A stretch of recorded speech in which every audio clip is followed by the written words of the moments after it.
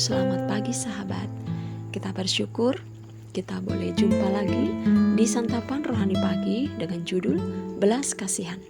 Kita baca dalam Lukas 10 ayat 37. Jawab orang itu, orang yang telah menunjukkan belas kasihan kepadanya.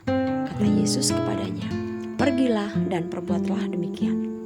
Sahabat, salah satu tanda utama dan bukti bahwa kita adalah orang Kristen atau pengikut Kristus adalah jika kita memiliki kasih.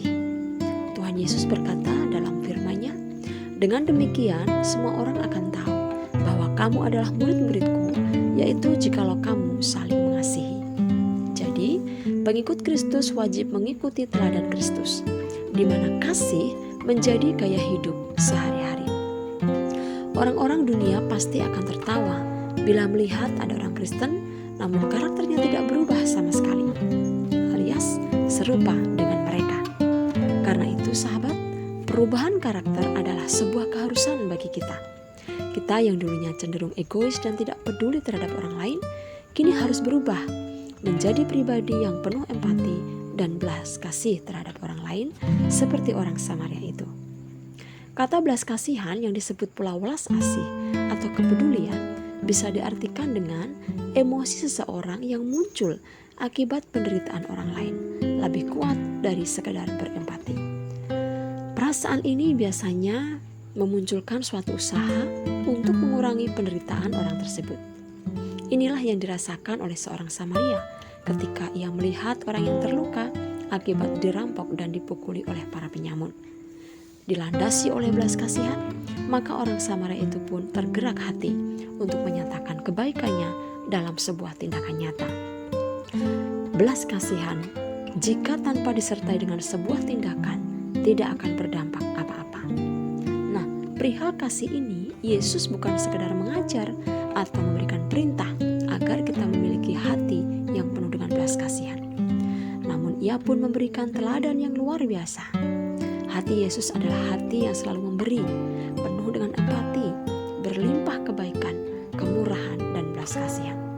Begitu mulianya hati Yesus, sehingga dia bukan saja berkata-kata atau berteori saja, namun dia rela datang ke dunia dan menyempurnakan perbuatannya melalui kematiannya di kayu salib untuk menanggung segala dosa dan kelemahan kita. Seperti yang tertulis dalam Mazmur 117 ayat yang kedua, sebab kasihnya hebat atas kita dan kesetiaan Tuhan untuk selama-lamanya. Haleluya. Jadi sahabat, kita yang telah mengalami, merasakan dan menikmati kasih Tuhan yang hebat itu wajib menunjukkan kualitas hidup seperti yang Tuhan kehendaki, yaitu mempraktekkan kasih dalam kehidupan nyata. Sebab tujuan Tuhan memanggil dan menyelamatkan kita adalah supaya kita menjadi berkat dan kesaksian bagi orang lain. Sahabat, kita akan baca dalam Filipi 2 ayat 3 dan 4. Tidak mencari kepentingan sendiri atau puji-pujian yang sia-sia.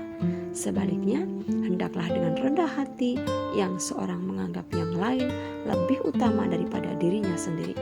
Dan janganlah tiap-tiap orang hanya memerhatikan kepentingannya sendiri, tetapi kepentingan orang lain juga. Inilah sahabat, hati yang penuh dengan belas kasih. Memiliki hati seperti Yesus berarti hidup dengan tidak mementingkan diri sendiri, melainkan memperhatikan dan mengutamakan kepentingan orang lain juga. Puji Tuhan sahabat, firman Tuhan yang begitu indah boleh mengingatkan kepada setiap kita bagaimana pentingnya hidup kita sebagai pengikut Kristus memiliki hati yang penuh dengan belas kasihan, bukan hanya kepada saudara seiman, namun terlebih lagi kepada orang-orang yang di luar Tuhan. Siapapun orang-orang yang di sekitar kita, kita harus memiliki hati yang penuh dengan belas kasih terhadap mereka, sebab mereka adalah sesama kita. Nah sahabat, jangan takut. Mari, tetaplah bersemangat, tetaplah berusaha, minta pertolongan dari Roh Kudus, supaya kita dimampukan untuk kita boleh menyatakan kasih kita, menyatakan belas kasih kita, menyatakan empati kita kepada orang-orang di sekeliling kita. Nama Tuhan dipermuliakan lewat kehidupan kita. Kristus, pribadi Kristus ada dalam diri kita, dan orang lain boleh diberkati dengan kehadiran kita di tengah-tengah mereka. Mari kita berdoa. Bapa, terima kasih untuk kasih yang Tuhan sudah berikan kepada kami, kasih yang luar biasa, kasih yang sempurna. Dan Engkau pun telah memberikan teladan itu bagi kami. Dan biarlah Tuhan, dengan pertolongan-Mu kami boleh terus belajar dan berusaha untuk kami juga memiliki hati yang penuh dengan belas kasihan kepada orang-orang di sekitar kami. Karena kami rindu Tuhan, mereka boleh melihat Yesus dalam diri kami. Terima kasih Tuhan. Di dalam nama Tuhan Yesus kami berdoa. Amin. Selamat pagi sahabat. Selamat beraktivitas dan Tuhan Yesus memberkati. Amin.